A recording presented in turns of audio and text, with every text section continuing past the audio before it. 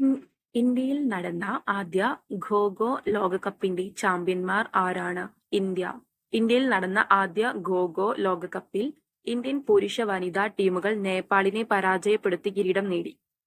Olympics സ്വർണ്ണ medal ജേതാവായ നീരജ് ചോപ്രയുടെ ഭാര്യ ആരാണ്? ഹിമാനി മോർ. ടെന്നീസ് താരമാണ് ഹിമാനി മോർ. 2025 വേൾഡ് ഇക്കണോമിക് ഫോറം സമ്മേളനം നടത്തുന്ന സ്ഥലം ഏതാണ്? Davos, Switzerland. അനുബന്ധ വിവരങ്ങൾ നോക്കാം. വേൾഡ് ഇക്കണോമിക് ഫോറം WEF എന്നത് ഒരു സ്വതന്ത്ര അന്താരാഷ്ട്ര സംഘടനയാണ്. ലോകത്തെ മെച്ചപ്പെടുത്തുന്നതിനായി സർക്കാർ, ബിസിനസ്, സിവിൽ സമൂഹം എന്നിവയിലെ പ്രമുഖരെ ഒരുമിച്ച് പ്രവർത്തിപ്പിക്കുന്നതിൽ ശ്രദ്ധ കേന്ദ്രീകരിക്കുന്നു. സുഗതോത്സവം എന്ന പരിപാടി എവിടെ വെച്ചാണ് നടത്തപ്പെട്ടത്? ആറന്മുള ശ്രീ വിജയാനന്ദ വിദ്യാപീഠത്തിൽ. കേരളത്തിൽ വധശിക്ഷ ലഭിക്കുന്ന പ്രായം കുറഞ്ഞ വനിതാ കുറ്റവാളി ആരാണ്? ഗ്രീഷ്മ. ഷാരോൺ വധക്കേസ്.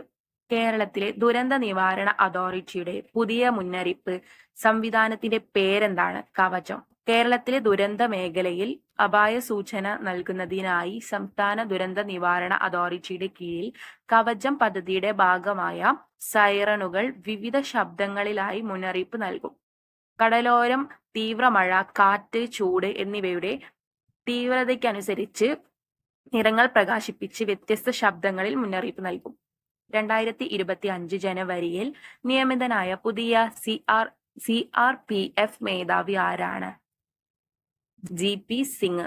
ഗാദിർ ട്രസ്റ്റ് അഴിമതി കേസിൽ പാകിസ്ഥാന്റെ മുൻ പ്രധാനമന്ത്രി ഇമ്രാൻ ഖാന് ലഭിച്ച ശിക്ഷ എന്താണ്?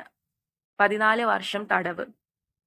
ISROയുടെ സ്പാഡെക്സ് ദൗത്യത്തിന്റെ വിജയത്തിലൂടെ ഇന്ത്യ നേടിയ നേട്ടം എന്താണ്? ബഹിരാകാശ ഡോക്കിംഗ് സാങ്കേതിക വിദ്യ കൈവശമുള്ള ലോകത്തിലെ 4ാമത്തെ രാജ്യമായി മാറി. 2025 ജനുവരിയിൽ മിസോറാം ഗവർണറായി നിയമിതനായത് ആരാണ്? വിജയ് കുമാർ സിംഗ്. അനുബന്ധ വിവരം. മുൻ കേന്ദ്ര സഹമന്ത്രിയും കരസേനാ മേധാവിയുമാണ് വിജയ് കുമാർ സിംഗ്.